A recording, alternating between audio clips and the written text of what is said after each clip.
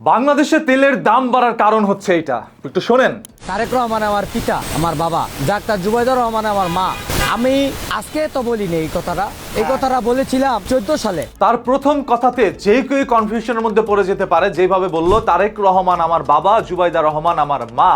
যেহেতু তার মা বাবা বলেই ডাক দিয়ে দিয়েছে, অনেকে ভাবতে পারে ও হয়তোবা তাদের সন্তান, তবে না, তাদের সন্তান না, একজন বিএনপির চাটুকার কর্মী। সে দীর্ঘদিন ধরে এইভাবে বিএনপিকে নাকি চেটে আসছিল। কমেন্ট বক্সের মধ্যে আমরা সেটাই দেখতে পেরেছি। দাবি করছে 2014 সালে দেশনেত্রী মরহুম বেগম খালেদা জিয়াকে একটি জায়গায় পার করে দিয়েছিলেন নিজে দায়িত্ব নিয়ে, যার কারণেই সেদিন থেকে বেগম খালেদা জিয়া তার মা হয়ে গিয়েছিলেন, দেশনেত্রী হয়ে গিয়েছিলেন। তবে মার সন্তান আবার তার বাবা হয়েছে, সেই সন্তানের পুত্রবধূ আবার তার মা হয়েছে। বাবা মা কিভাবে পরিবর্তন করতে হয় সেটা এই চাটুকারদের কাছ থেকে আপনারা জানতে পারবেন। আজ বিএনপিকে চাটছে, আগামীকাল আওয়ামী লীগ আসলে তাদেরকে আবার চাটবে। 17 বছরও চাইতে আসছে অনেকে। সো এই চাটুকারের জিব্বা ছিলে যাওয়ার পরও আর কতদিন তারা চাটবে? তেল এমন ভাবে তারা ব্যবহার করছে, তেল মারতে মারতে নেতাদেরকে। আজ দেখা যাচ্ছে বাজারে তেলের সংকট, আর সেই সংকটের ভোগান্তির শিকার হচ্ছে আপনি, আমি, আমরা। কতদিন পর্যন্ত এইভাবে আর এই সকল সংকটের সম্মুখীন হব সেটা আমরা কেউ জানি না। তবে এই তেলবাজ কর্মীদের সংখ্যা যেন দিনাদিন বেড়েই যাচ্ছে। আপনার দেশের সরকারকে ভালো লাগতে পারে, আপনি আপনার দলের নেতাকে পছন্দ করতেই পারেন, এর মানে এই নয় সে আপনার বাবা হয়ে যাবে।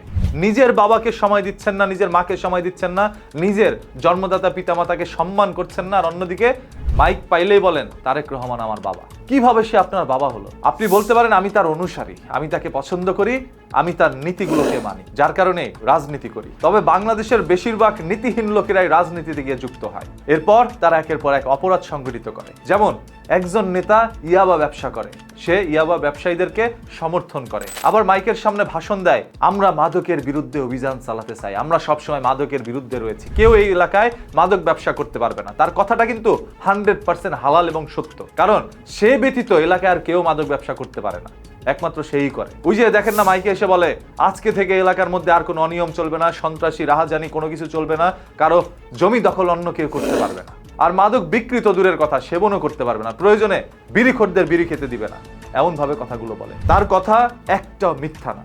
সে শেষে শুধু এতটুকু বলে না যে এই সব কিছু অন্য কেউ করতে পারবে না, আমি করব। একজন নেতা সে নিজে অন্যায় করার জন্য অন্য একজন অন্যায়কারীকে জেলে ভরে রাখে, কিছুদিন পর সে বেরিয়ে আবার এই নেতাকে জেলে ভরে রাখে। এইভাবেই চলছে এই দেশের রাজনীতি। তবে ভালো নেতাকর্মী থাকার কারণে এখনো এই দেশটা টিকে আছে।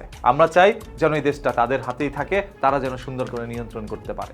সব দলেই কিছু ভালো খারাপ থাকে, সেই খারাপগুলোকে চিহ্নিত করে দল থেকে বহিষ্কার করে দেন, দল থেকে বের করে দেন, তাহলে দলের সুনাম দেশের সুনাম। আদারওয়াইজ এরা এই বাংলাদেশকে ধ্বংস করে দিবে। আজ একজন চাটুকার বা তেল মারা লোককে নিয়ে কথা বলতে গিয়ে আমাদের অনেকগুলো সময় নষ্ট হয়েছে। তবে এই সময় থেকে আপনারা শিখতে পেরেছেন আমাদের বর্তমান এই দেশের রাজনীতিটা কিভাবে চলছে। আমরা স্বপ্নের দেশে গিয়ে বলি না 71 সালে আমরা স্বাধীন হয়েছি, জুলাই আন্দোলনে গণ অভ্যুত্থানের মাধ্যমে আমরা নতুন স্বাধীনতা পেয়েছি।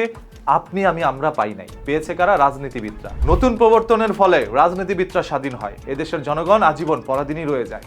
1971 সালে আমরা কেউ স্বাধীন হই নাই, সেদিন রাজনীতিবিদরা স্বাধীন হয়েছিল তাদের নিজস্ব সংগঠন সাজানোর জন্য। যে যার যার গদি আর ব্যক্তি স্বাধীনতার জন্যই লড়ে যান, আর তাদের দাবার গুটি হই আমরা সবাই। এদেশের জনগণ আজীবন তাদের দাবার গুটি হয়েই থাকবে, আর তারা বসে বসে চালগুলো দিবে। চালে ভুল হলে আমাদের প্রাণ যাবে, আর সঠিক চালে তারা ক্ষমতা পাবে।